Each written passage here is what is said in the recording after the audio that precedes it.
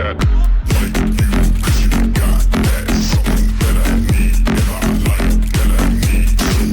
'Cause you got that. What is up, guys? Bioshock's here today, bringing you a discussion video. Now, in today's discussion video, I've got to come out clean. A couple of videos ago, I said I would start doing Black Clover manga chapter reactions. Unfortunately, I couldn't keep my promise to that. I'm already caught up with the manga. Traitor! I was at work, so I had enough time to read it and catch up. And now that I'm finally caught up to the manga and where the story's at, I can now give you my full-on opinion when it comes to Asta versus Naruto and Deku in terms of how they are as protagonists. More than so, Asta versus Deku.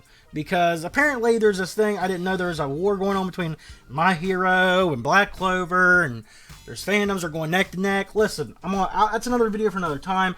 I'm here to talk about and analyze Asta against Naruto and Deku as protagonists. But not only as protagonists, but also characters. Now that I've fully caught up with Black Clover, I can tell you right now, to put in a summary of this video my thoughts, Asta is what Naruto should have been, and he's everything Deku wants to be.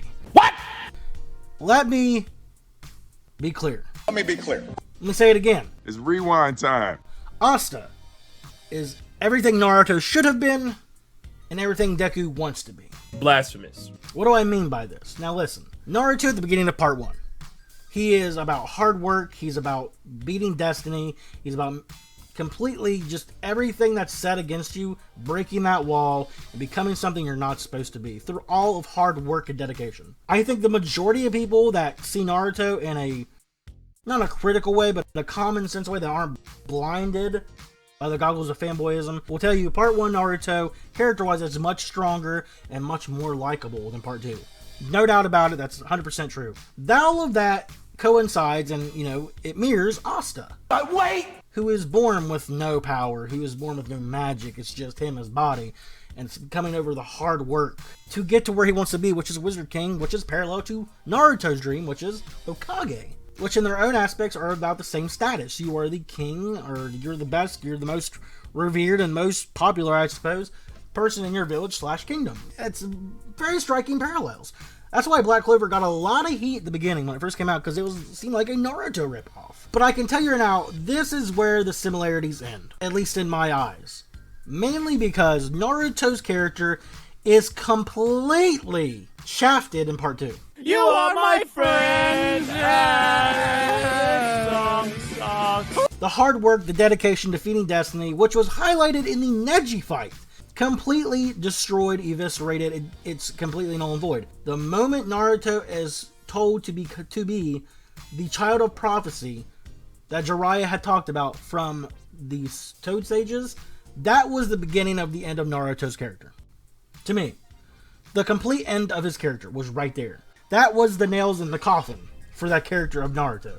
What was the dirt that covered the grave was the reincarnation aspect. Naruto and Sasuke are the reincarnations of Ashura and Indra. That in itself completely takes away everything Naruto's character up until that point was meant to be: a hard worker, someone who defies destiny, somebody who makes their own path, makes their own destiny, no matter all the obstacles in their way, no matter all the disadvantages they have. Completely negated. Naruto becomes Naru Jesus. He saves Might Guy from certain death in the 8th gate, which has been hyped up since the introduction to the gates. He gives Kakashi his eye back when Madara steals it.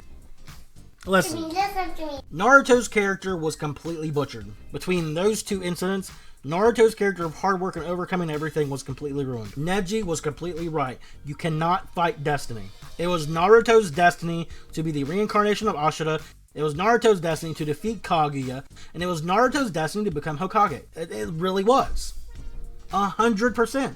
Whereas Asta is still the hard worker. The moment that solidified him as a character to me, because up until this point I was like, is he going to go the Naruto route? Is he secretly going to be the child of an ancient bloodline of demons or devils that just makes him OP?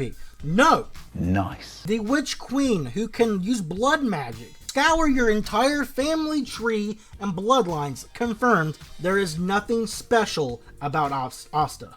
Nothing. Nothing is special about Asta. Nothing. He's just a human who cannot use magic. It's some sort of birth defect. That's what in my mind makes Asta a better character than Naruto. He continues the hard work. He continues to be nobody special. Not that there's anything wrong with that. Everything he does, even especially post time skip. Damn, boy.